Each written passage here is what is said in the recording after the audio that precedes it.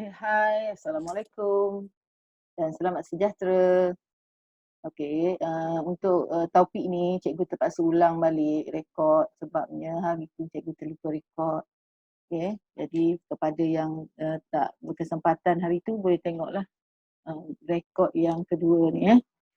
Untuk topik yang terakhir ni, pengiraan kos penggunaan elektrik. Okey, jadi, sepatutnya selepas, kita belajar ni, kamu patutnya tahu apa itu kecekapan tenaga, dan tahu macam mana cara untuk, berjimat tenaga dan juga tahu mengira tenaga elektrik yang digunakan dan juga kos untuk membayar tenaga elektrik yang kita guna. Okey, jadi bercakap tentang tenaga elektrik ni, isu paling hangat sekarang, kamu tahu kan? Ramai orang komplain tentang bil TNB yang mahal, yang melambung tinggi selepas PKP ni kan. Jadi bagaimana sebenarnya TNB ni mengira kos tenaga elektrik yang kita gunakan. Ini hari ni kita nak belajar. Okay, jadi untuk yang pertamanya kita tengok dulu kecekapan tenaga.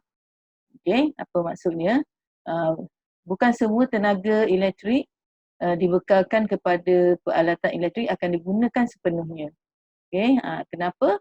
Sebab sebahagian daripada tenaga elektrik yang dibekalkan akan digunakan untuk mengatasi rintangan dan hilang sebagai tenaga haba. Jadi contohnya kalau kita guna mentol, tak semestinya semua tenaga elektrik yang dialirkan kepada mentol tu akan bertukar jadi cahaya. Ada yang bertukar kepada haba. Okay, jadi haba ni satu pembaziran lah, kita tak mahu kan. Okay. Kecekapan suatu peralatan elektrik merujuk kepada berapa banyak tenaga elektrik yang dibekalkan kepadanya dapat digunakan secara bermanfaat. Okay. Jadi kalau lagi banyak tenaga yang digunakan tu ditukar kepada tenaga yang diperlukan, lagi kecekapan tenaga tu tinggilah. Okay. Peralatan elektrik yang cekap akan mengalami kehilangan haba minimum apabila digunakan. Sebagai contoh, mentol berfilamen adalah kurang cekap kerana apabila digunakan banyak tenaga yang hilang dalam bentuk tenaga haba. Okay. Jadi sebaliknya, mentol berpendah fluor adalah lebih cekap kerana menggunakan tenaga elektrik yang kurang daripada mentol berfilamen, tetapi dapat memberikan kecerahan yang sama. Jadi kat sini mentol berpendah fluor lebih cekap, okay, dari segi penggunaan tenaga dia. Hal ini kerana mentol berpendah fluor tidak menghasilkan tenaga haba sebanyak mentol berfilamen. Okay. Tapi sekarang ni ada yang terkini lagi. Perkembangan teknologi telah membolehkan mentol LED dicipta. Kalau dulu orang guna lampu berpendah fluor untuk jimat tenaga, sekarang ada lagi yang lebih jimat lagi, iaitu lampu LED. Jadi mentol LED lebih cekap berbanding dengan mentol berpendah fluor. Okay. Ini contohlah mentol LED gambar ni. Okay, kita tengok kalau kita nak kira kecekapan tenaga. Ini contohnya. Tenaga output yang berfaedah kita bahagi dengan tenaga input yang dibekalkan. Darab dengan 100. Okay, macam mana? Apa maksud tenaga output tu? Dan juga tenaga input. Contoh di sini, sebuah mentol dengan 100 joule tenaga input, dia sepatutnya dia ada, kalau kita on kan, mentol tu akan dapat tenaga sebanyak 100 joule. Lepas tu menghasilkan 8 joule tenaga output yang berfaedah. Okay, 8 saja yang guna untuk kalau lampu yang berfaedah dalam bentuk cahaya. 92 joule adalah tenaga output yang dibazirkan, yang tidak berfaedah. Contohnya dalam bentuk haba. Jadi berapakah kecekapan tenaga bagi mentol tersebut? Jadi kita bagilah tenaga output yang berfaedah 8 je bahagi dengan tenaga input yang dibekalkan. Okay. Jadi 100 joule lah yang dibekalkan kan. Darab dengan 100, so kita dapat 8% saja kecekapan tenaga bagi mentol yang kita bincangkan di atas ni. Okay, 8% jadi agak rendah lah kan. Okay. Ni contoh mentol lah. Mentol LED Ni adalah gambar ni mentol LED, ni mentol berfilamen, ni mentol berpendaflor. Jadi yang untuk sekarang ni, teknologi sekarang, mentol berpendaflor yang paling cekap tenaga dia. Okey, Suruhanjaya Tenaga ataupun ST ditubuhkan untuk mengawal sektor tenaga industri, pembekalan elektrik dan gas berpaip di Semenanjung Malaysia dan Sabah. Jadi apa fungsi Suruhanjaya Tenaga ni? Untuk memastikan industri tenaga dimajukan dengan cekap dan bekalan tenaga disalurkan kepada pengguna adalah selamat, berdaya harap dan pada harga yang berpatutan. Jadi ini satu Suruhanjaya Tenaga. Kita tengok penggunaan tenaga elektrik. Sebelum tu, sebelum cikgu lupa, Suruhanjaya Tenaga ni dia ada apa? Dia juga memperkenalkan sistem star rating. Star rating. Pernah tak kamu tengok kalau kita beli alat elektrik macam aircon ke, peti sejuk ke, ada satu stiker dia tampal dekat barang elektrik kita ada bintang-bintang. Kalau 5 bintang maksudnya itu kecekapan tenaga dia paling tinggi. Kalau 2 bintang je, tu maksudnya rendah. Jadi kalau kita nak apa yang bagus, yang mempunyai tenaga membekalkan tenaga elektrik yang baik, yang berkecekapan tinggi, kita pilih yang 5 bintang tu. Penggunaan tenaga elektrik. Ini kita nak sambung terus ke penggunaan tenaga elektrik. Macam mana kita nak kira penggunaan tenaga elektrik. Kuantiti tenaga elektrik yang digunakan oleh suatu peralatan elektrik di rumah bergantung pada kadar kuasa peralatan itu dan tempoh masa peralatan itu digunakan. Tengok pada kuasa. Kuasa elektrik ditarif sebagai kadar tenaga elektrik yang digunakan dan formula berikut digunakan untuk membuat pengiraan. Kuasa elektrik, tenaga elektrik yang digunakan dalam unit joule bahagi dengan tempoh masa penggunaan saat. Kuasa W. Ini adalah unit SI lah, kita guna W, joule, saat. Kuasa elektrik. Oleh itu, tenaga elektrik yang digunakan, kalau kita nak tahu tenaga elektrik yang digunakan, kita boleh convert lah. Joule tu sama dengan kuasa darab dengan masa.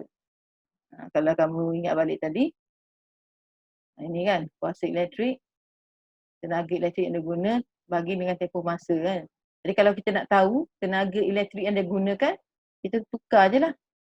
Kuasa elektrik kita darab dengan tempoh masa. So kita akan dapat tenaga elektrik yang digunakan. Macam yang ni lah. Kuasa darab dengan masa. Kuasa elektrik yang juga bergantung pada nilai voltan dan arus yang digunakan oleh peralatan elektrik. Jadi boleh juga kuasa elektrik tu kalau kita kira guna formula ni. Voltan darab dengan arus elektrik. Jadi ada dua lah. Kalau tadi yang ini tenaga elektrik diguna bahagi dengan tempoh masa, ataupun kita boleh guna kalau dia bagi dalam bentuk voltan dengan arus, kamu pun boleh kira juga kuasa. Voltan darab dengan arus. Ataupun P sama dengan V darab I. Nanti kita tengok lebih lanjut lagi perkaitan-perkaitannya. Contohnya ini ringkasan yang kita belajar tadi. Kuasa elektrik kita tulis sebagai P, power, sama dengan tenaga elektrik yang digunakan, energi, masa diambil, time. Jadi ni yang kita dah bincang tadi. Arus elektrik pula ditulis sebagai I, unit dia ampere, sama dengan cas elektrik, coulomb, bahagi dengan masa yang diambil, T. Kalau kita nak tahu arus elektrik. Kalau kita nak tahu voltan pula, V, tenaga elektrik yang digunakan bahagi dengan cas elektrik. Okay, kolom tadi. Kolam ke apa ejaan ya. Okay, jadi diringkaskan P sama dengan V darab I. Okay, jadi P ni power, voltan, arus elektrik ya. Okay, I ni arus elektrik ya. Jadi ataupun kalau kita nak cari I, kita convertkan jadi I sama dengan P per V.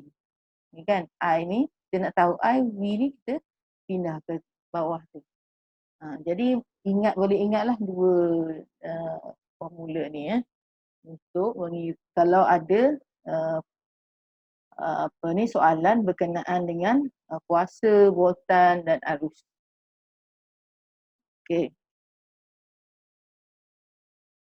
Ini contoh label kadar kuasa bagi peralatan. Yang ini dia bagi kuasa 140, ini voltan. Okey, jadi ini semua adalah kuasa bagi sesetengah peralatan elektrik. Ni TV 60 watt, laptop 90 watt. Ni kuasa iron 2400 iron paling tinggilah kat sini kan. Okey. Di sini ni TV apa? TV color ni 99 watt dia tulis kat sini. Ni kuasa dia. Okey. Kita tengok contoh pengiraan. Sebuah mentol yang berlabel 6 watt digunakan selama 10 minit. Apakah kuantiti tenaga elektrik yang digunakan? Kita nak tahu kuantiti tenaga elektrik. Dia bagi kuasa. Masa pun dia bagi.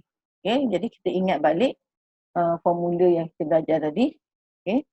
Jadi kalau nak tahu tenaga elektrik, kuasa darab dengan masa. So kuasa 6 watt, masa 10 minit. Kena ingat 10 minit ni bukanlah unit SI. So kena tukar kepada saat. So akan dapat 6 watt darab dengan 600 saat. Okay.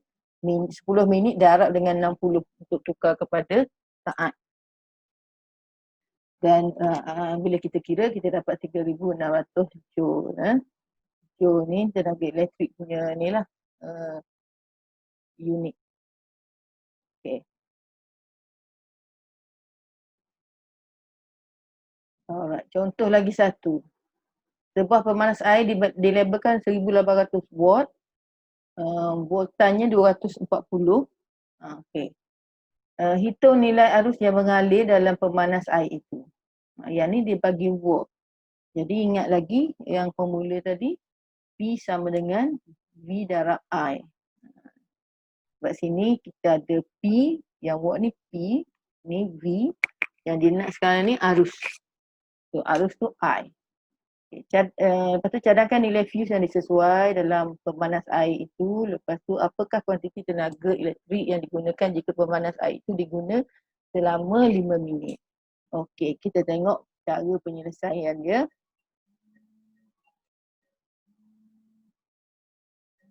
Okey.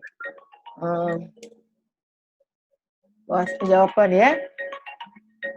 Kuasa sama dengan voltan darab arus. Kan yang cikgu cakap tadi, P sama dengan VI. Okey, so kita dah dapat dah.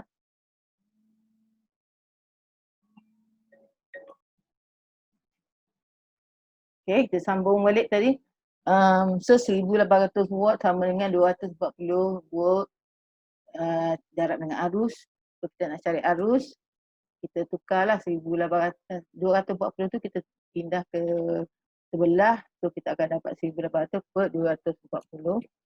Dan bila kira kita dapat arusnya 7.5 ampere. Okay, so settle yang tu. Sekarang untuk soalan kedua, nilai fuse yang digunakan perlulah lebih tinggi sedikit daripada nilai arus dalam pemanas air. Oleh itu, fuse berapa agaknya nilai fuse? Adakah 7, 8, 15? Okay, jadi dia mestilah tinggi sedikit daripada nilai arus yang melalui pemanas air itu. Okay, contohnya 8. Tenaga elektrik yang digunakan. Jadi kita nak tahu tenaga elektrik yang digunakan. Okey, jadi kuasa darab dengan masa tenaga elektrik. Itu formula dia. Okay, jadi nak 1,800 darab dengan 5 minit. Masa diguna 5 minit. So tengok tu masa mesti dalam saat. Yang kuasa dah betul dah dalam watt. Jadi masa dalam saat kenalah tukar minit kepada saat 5 darab 60. So dapat 300 saat. Dan bila kira kita akan dapat 5,400 joule. Okay. Itu untuk pengiraan biasa.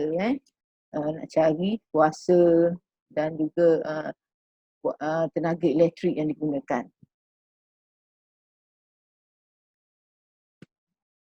Okay, sekarang kita nak tengok pula kos penggunaan tenaga elektrik. Jadi macam mana TNB kira kos penggunaan tenaga elektrik di rumah kita tu. Okay, jadi macam inilah cara dia ya. Kadar penggunaan tenaga elektrik di rumah direkod menggunakan meter elektrik yang terletak di luar rumah. Jadi dekat rumah kita mesti ada meter ni. Okay, meter elektrik. Daripada situlah orang TNB akan tengok berapa bacaan penggunaan elektrik kita. Sebab itulah kena letak meter elektrik ni di luar rumah. Kalau dalam rumah kan susah pula. TNB kena tutup pintu pula nak tengok. Kos penggunaan. Alright.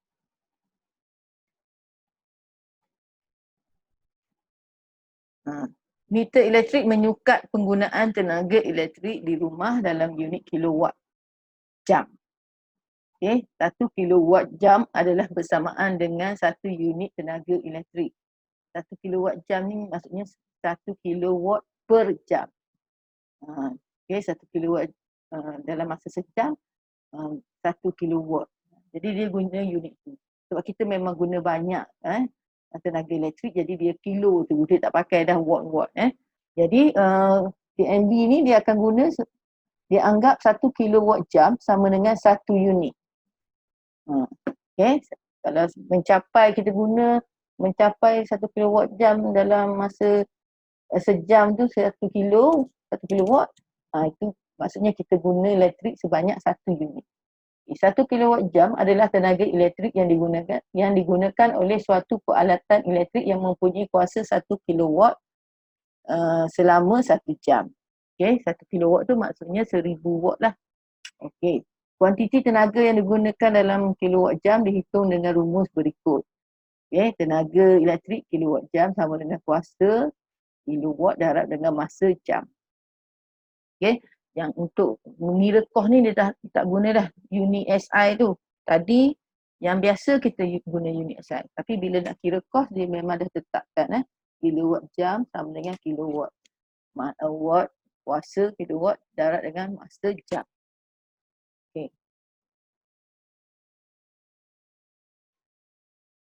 Terusnya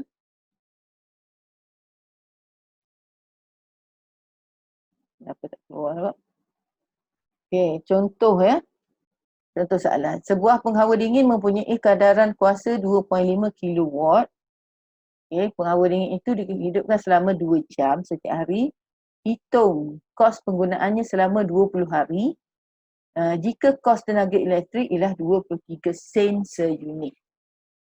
Jadi kita nak kira dia guna berapa ringgit dan dia kena guna berapa banyak tenaga elektrik dan berapa dia kena bayar. Jadi 2.5 kilowatt guna 2 jam setiap hari selama 20 hari. Jadi tengok tenaga elektrik yang digunakan 2.5 kilowatt darab 2 jam, kita darab 20 hari.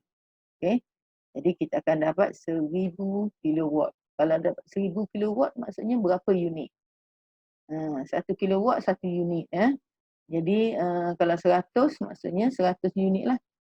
Nak kira kos dia nak kena bayar. 1 unit dia guna adalah kena bayar 23 sen. Kan? Jadi 23 sen ni jangan terus tulis 23. Jangan tulis 100 darab 23. 23 tu maksudnya 0.23 ringgit Malaysia.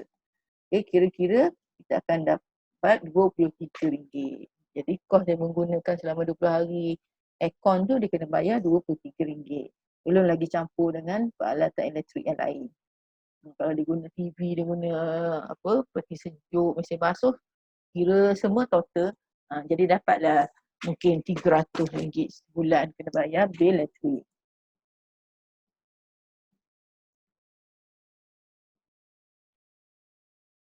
Okey.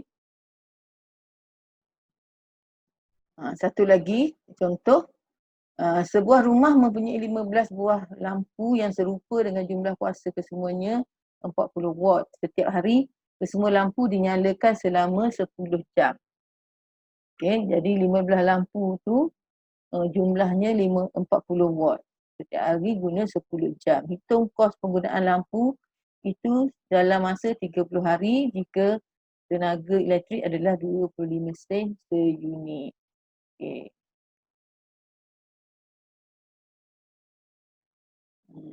Okay, jadi jawapan dia tadi tenaga elektrik yang digunakan okay, 40 watt darab dengan 10 jam darab dengan 30 hari. Okay. Sebab dia guna 30 hari, kita kira darab lah 30 hari. Okay. So kira-kira dapat 12,000 watt jam. Maksudnya ini 12,000 watt kita kalau nak kira kos kena kilowatt. Jadi 12,000 watt ni bersamaan dengan berapa kilowatt. Okey, bersamaan dengan 12 kilowatt bahagi 1000. Okey, 12,000 tu bahagi 1000 dapat 12 kilowatt jam. Maksudnya berapa unit? 12 unit. Jadi kita nak kira kos penggunaannya ni 12 unit ni darablah berapa? Tadi dia punya kos dia 25 sen kan. Jadi darab 0.25. Jangan darab dengan 25 0.25. Dah kira-kira dapatlah kenalah bayar RM3 untuk lampu tu yang diguna selama 30 hari. Okay. Ini ringkasan. Dekat rumah kita hakikatnya kita guna banyak peralatan elektrik kan. Jadi tak adalah bukannya kita kena bayar untuk power dingin saja ke apa. Dah combine semua, tengoklah berapa kos yang kita kena bayar.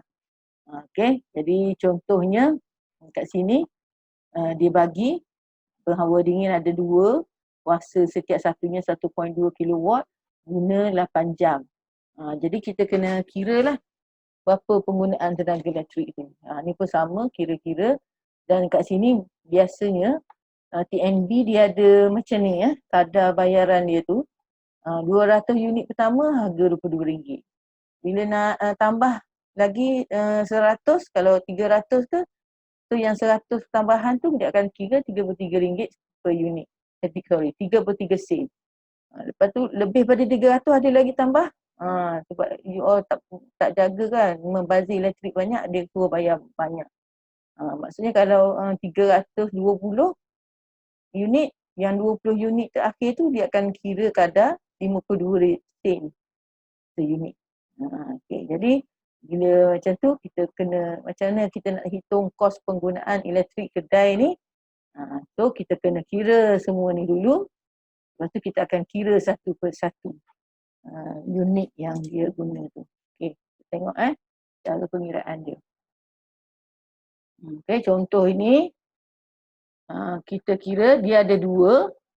So dia punya kuasa penghawa dingin 1.2 kilowatt, guna 8 jam, so dapatlah 19.2 kilowatt jam. Ini pun sama, ada 10, kuasanya ini, masa diguna 10, so darab semua ni dapat ini. Komputer ada 5, so setiap satunya 0.2, maka kita darablah 5 darab 0.2, guna 8 jam, dapat ini.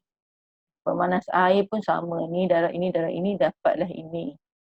Peti sejuk pun sama, ni dapat ini. Okey, inilah semua yang kita gunakan. Alright, so jumlah tenaga elektrik yang digunakan sehari, kena tambahlah. Jumlahkan semua jumlah ni, 19.2, 5, 8, 1.5, 24. So dapat 57.7 kilowatt. Okay, jadi jumlah tenaga elektrik yang diguna selama 20 hari. Ni baru sehari ni. Kalau kita guna sehari je ni. Sekarang ni nak kira kalau guna 20 hari, darab 20. So dapat 1154 kilowatt jam. 1154 ni bersamaan dengan 1154 unit. Okey. Sebabnya 1 kilowatt jam sama dengan 1 unit. Okey, so kita nak kira sekarang ni berapa kena bayar. Tadi dia dah cakap 200 pertama harganya 22 sen. Lepas tu kalau tambah lagi untuk sampai ke 300, 33 sen. Jadi yang ni dah 20 darab 22 sen. 200 darab dengan 22 sen. Tambah dengan 100 darab dengan 33 sen. Yang lebihnya lebih pada 300 tu iaitu 854, yang ini kenalah bayar dengan kadar 52 sen seunit. Jadi bila kira semua, kita akan dapati bil yang kena bayar ialah RM521.08. Okey, macam itulah cara DNB kira bil elektrik di rumah kita. Okey. Alright, jadi so kita dah tengok macam mana penggunaan elektrik dan kamu pun tahu macam mana elektrik ini dihasilkan, kan? Elektrik dihasilkan di stesen jana kuasa tu dia guna apa? Okay, ada yang guna ombak, ada yang guna air, ada yang guna bahan api fosil. Okay, bahan api fosil tu adalah satu sumber tenaga yang akan habis. Sebab itulah kita kena berjimat elektrik pun kita kena melakukan penjimatan. Sebab at the end kita bergantung kepada sumber tenaga yang tidak boleh diperbaharui ataupun tidak boleh dibaharui. Okey, jadi tenaga elektrik boleh dijimatkan dengan mengurangkan penggunaan alat elektrik, memadam alat-alat yang tidak digunakan, menggantikan mentol berfilamen dengan lampu LED, okay, mengelakkan penggunaan alat elektrik yang berkuasa tinggi terlalu lama. Okay, kalau kita nak jimat elektrik mungkin kita boleh beli alat elektrik yang kuasa rendah, yang watt dia rendah. Okay. Kos penggunaan elektrik di rumah dapat dikurangkan dengan ketara jika bilangan unit tenaga elektrik yang digunakan berkurang. Hal ini kerana harga elektrik per unit bertambah dengan pertambahan bilangan unit tenaga yang digunakan. Okey, bangunan hijau. Okey. Bangunan hijau adalah satu konsep pembinaan yang bercirikan teknologi mesra alam semula jadi dan bermatlamat untuk meningkatkan penggunaan sumber semula jadi, tenaga, air dan bahan dengan cekap. Okey, jadi kalau ni Suruhanjaya Tenaga ni sebagai orang yang bertanggungjawab kan menjaga tenaga di Malaysia ni, dia melaksanakan, dia membina bangunan hijau. Okay, jadi apa maksud bangunan hijau?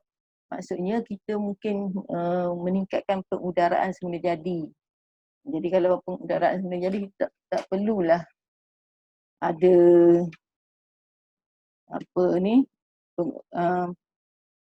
terpaksa pasang kipas terlalu banyak ke, jadi kita boleh buka tingkap ataupun dengan pencahayaan semula jadi.